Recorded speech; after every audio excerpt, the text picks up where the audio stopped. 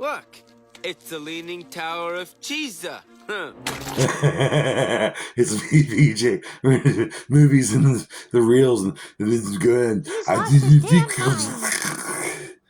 What's going on, everybody? I'm PJ Bozak. This is PJ's movie time. Yes. Yeah. What you just saw there was me overdosing on freshness. Because I wanted to do a damn animated movie. I did horror movies all last month, and I did Red. That movie Red, that was like an action movie. Let's do a fucking animated movie. Let's do some fucking family friendly bullshit, okay? Something the whole family can fucking watch. Did I say the word fuck? I gave you guys 5.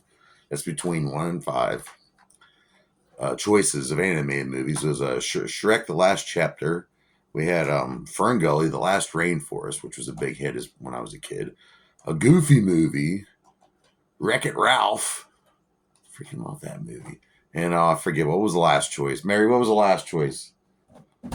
Oh, and All Dogs Go to Heaven, which is another really good movie from my childhood. You know, I was really hoping you guys would pick Wreck-It Ralph, and my homie Cookie, she was the only one who picked Wreck-It Ralph and me. But the winner was a Goofy movie from 1995, and this is a Disney movie, of course.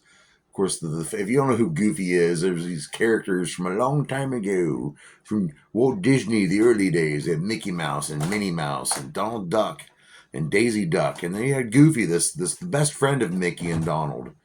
And he was a goofy son of a bitch. Very tall. It kind of looked like a horse/dog. I don't know what the hell he is exactly. There's a lot of rumors that he's a dog, but then again, Pluto was a dog, and he walked on all 4s and couldn't speak English. Yeah, Goofy... yeah, he didn't speak very good English, but he could speak English. But whatever, it doesn't matter. Goofy, of course, Goofy's one of my favorites, next to Donald, of course. You know, because fuck Mickey Mouse, right? Anyway, so they did a little thing called Goof Troop. That whole series, that was a big hit. And they said, well, we got to give these people more Goofy. You know, we've been cramming Mickey Mouse down at everybody's throats for years and years and years, and I agree. It was time for a standalone Goofy movie. In 1995, they fucking delivered. You're trying to tell me something? In 1995, we got it. Okay, it's directed by Kevin Lima. Now, Kevin Lima did a lot with Disney, and just to name it, and he did a lot of other movies. But he did Lion King. He did Prince of Egypt. He was, and he also did a voice in this movie. Plays that Lester character you run into. Yeah, it's pretty. What? Good. I'm cutting all that out. So yeah, the director Kevin Lima, no stranger to Disney whatsoever. And we had 3 writers for this. We had Jason Magoon, Chris Matheson, and Brian Pinnacle. And what's this movie about? Well, pretty much Goofy. He has a son. His name's Max. He's a teenager in high school. He's in love with this girl named Roxanne, and Goofy's best friend Pete. His son's friends with Max. What's his PJ? That's a cool name, right? You know, right? So anyway, you know how I'm going to be going through this here soon. When your kid gets to that in their later teen years and they want nothing to do with you, they want to branch out on their own, as they should want to, because it's a part of growing up. But Goofy's he's losing touch with his kid, and Max does this thing at school, this concert, he kind of causes a riot at school and gets in trouble for it. So Goofy wants to take him on this fishing trip.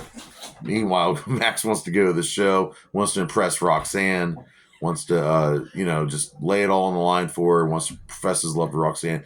But his dad, Goofy, wants to take him on this road trip, on a fishing trip. And they get into all types of shit. Let me tell you, I don't want to give away the movie. If you want to see this movie, it is on Disney Plus right now. It's only an hour and 18 minutes. It's not that long, actually. And what was the budget for this movie? Well, they spent $18 million to make this motherfucker. And they made up to $37.6 million in the box office. That's pretty good. You know, that's not Endgame good, but that's pretty good for a Disney movie. And who stars in the motherfucker? Okay. We got Rob Paulson playing young PJ, the son of Pete, if you will. We also have Kelly Martin playing Roxanne. Max you're in love with Roxanne. Ooh. You know how young love is when you're in high school. I love this guy, Wallace Shawn, Princess Bride, I mean, he's been in the show. He was in that show Evil that's on right now on Paramount Plus. Watch that; it's a good show. He's on that. He plays a Principal Mazur, and we have Kevin Lima. I mentioned earlier playing Lester, that weird character that he stumbled to on the trip. Jim Cummings playing Pete. Jim Cummings, he's been all over voice acting forever and ever. This guy's awesome. Jason Marsden, yeah, that guy playing Max, doing the voice of Max for the speaking parts. But for the singing parts, we have Aaron Lohr. And like I said, yeah, and if you didn't know, not every actor, when they're in a musical movie, does their voice all, especially for an animated musical. Sometimes they just do the dialogue, and then they have a professional singer who knows what they're doing to come in and do the singing parts. A good example of this would be Nightmare Before Christmas.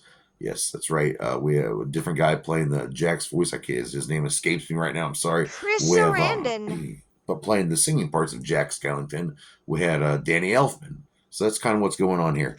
And then starring the very famous, the very awesome Bill Farmer doing the voice of Goofy, the man, Goofy Goof, the double G, the original double G, motherfucker. And Bill Farmer, let me tell you something. When they made this movie, they wanted to make a big standalone Goofy movie, make him as big as Mickey, which he deserved, I believe. And they at one point, the studio said, you know what, maybe we should ditch the iconic Goofy accent voice for the main character that we're basing this film upon. Yeah, they wanted to get rid of that whole, they wanted to get Steve Martin, and I love Steve Martin, his work on SNL, Father of the Bride, he's Roxanne, there's so much, The Jerk, fucking love Steve Martin. However, when you're taking an iconic character, at this point in history, it had been like 50 years since this character had been out. And they're used to the whole, yeah, motherfucker, let's get fucked up. Well, he never said any of that shit. But yeah, that's the Goofy. So Bill Farmer went out of his way to do a cut of the whole movie with just his regular voice without the accent. And they said, yeah, that's a terrible idea. So thank God that never happened. Based on the series Goof Troop, that's pretty good too. I don't think I watched it all, though. That's also on Disney Plus. And the Spoonerville is the name of the town where all this happens, where the Goofs live, and Pete and his son PJ and all that, Roxanne. And if you're wondering, well, what state does that take? You can actually find out if you pay attention to the map. There's a good shot of the map. Spoonerville is right smack dab next to Columbus, Ohio. Yeah, not only is Ohio a nice hot spot for movies, including, Freddy Krueger's done a lot of stabbings here. There's a lot of horror movies based in Ohio, actually. But now we have Goofy. Fuck yeah, dude, that's the shit. I'm all about that.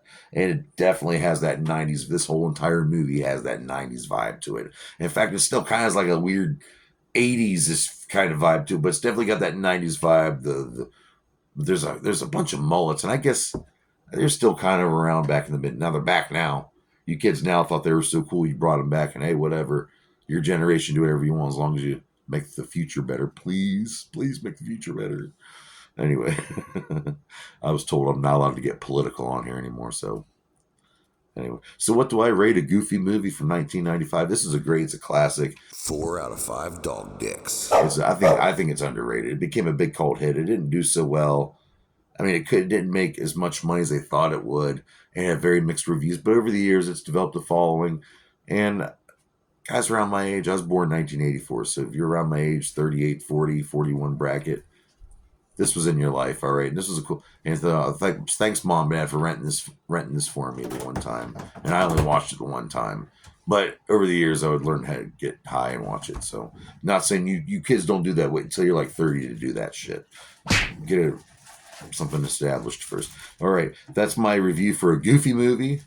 I'm sorry that the other movies did not get voted for. Hoes. But you have to live with that because that's how voting goes. I didn't even mean to make that rhyme, but I did. Because on the show, by the way, make sure you check out my song, Quantum Immortality. And I'm also working on another single with my homie, Gingerbread.